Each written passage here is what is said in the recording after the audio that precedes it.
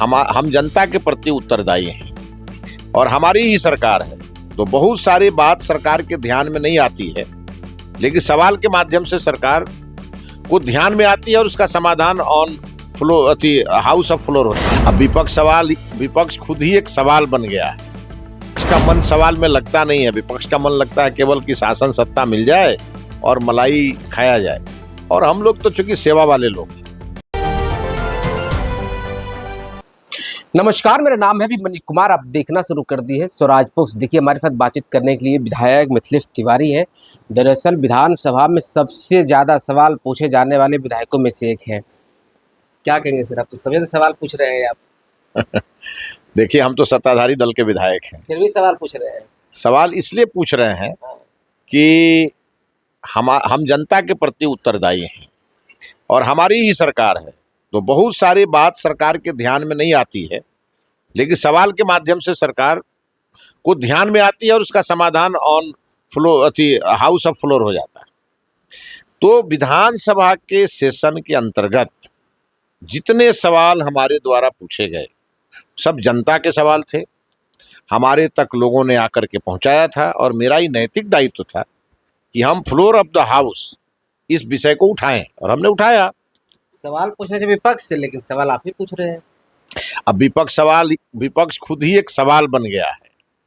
विपक्ष का मन सवाल में लगता नहीं है। विपक्ष का मन लगता है केवल कि शासन सत्ता मिल जाए और मलाई खाया जाए, और हम लोग तो चूंकि सेवा वाले लोग हैं, तो सरकार भले अपनी हो, लेकिन जनता से जुड़े मुद्दे सरकार के सामने रखे जाएं, सरकार को बाध्य किया जाए। ये विधायक होने के नाते मेरी नैतिक जिम्मेवारी भी है। तेजस्वी यादव कह रहे हैं कि सरकार में भले ठीक है, लेकिन सम्राट चौधरी हमारे ही लालू जी के पाठशाला से निकले हैं और मुख्यमंत्री वहां जाकर बन गए। भाजपा में दम ही नहीं था। नहीं, मैं कहूँगा कि तेजस्वी यादव गलत बयानी कर रहे हैं। तेजस्वी यादव के घर में कोई पाठशाला नहीं चलती है।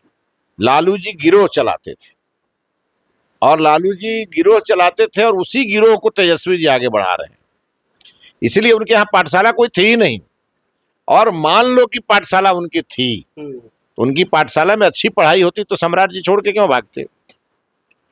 हालांकि कल सम्राट जी ने स्वयं ये बोला कि मैं लालू जी के आतंक का मारा हूं, लालू जी के द्वारा प्रताड़ित हूं, और अत्याचार से मैं प्रभावित होकर राजनीति में आया। उनका अत्याचार इतना था कि राजनीति में आने के अलावा कोई रास्ता नहीं था। तो सम्राट जी ने तो कल स्वयं ही बताया कि वो किस पाठशाला के हैं, और अब उसके बाद कोई सवाल की बात ही नहीं होनी चाहिए। लेकिन विजय सिन्हा पर तंज कसते हुए बोले कि विजय सिन्हा देखिए बगल में बैठे हैं, इनका नजर पगड़ी पर है। तो तेजस्वी यादव जी विजय सिन्हा के मित्र हैं क्या? वो चाहते हैं कि सम्राट जी और विजय सिन्हा जी में संबंध खराब हो जाए, और मैं और इतना बड़ा दिल है।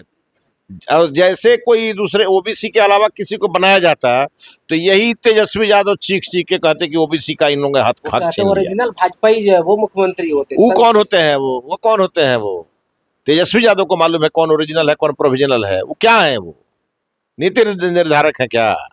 वो अपना काम करे ना। वो तो विपक्ष के लायक भी अब नहीं बचे। कल जो उनको सवाल उठाने चाहिए थे सदन में, उस सरकार के नव निर्वाचित मुख्यमंत्री खड़े थे उनके सामने, उनको अपना विजन डॉक्यूमेंट देना चाहिए था।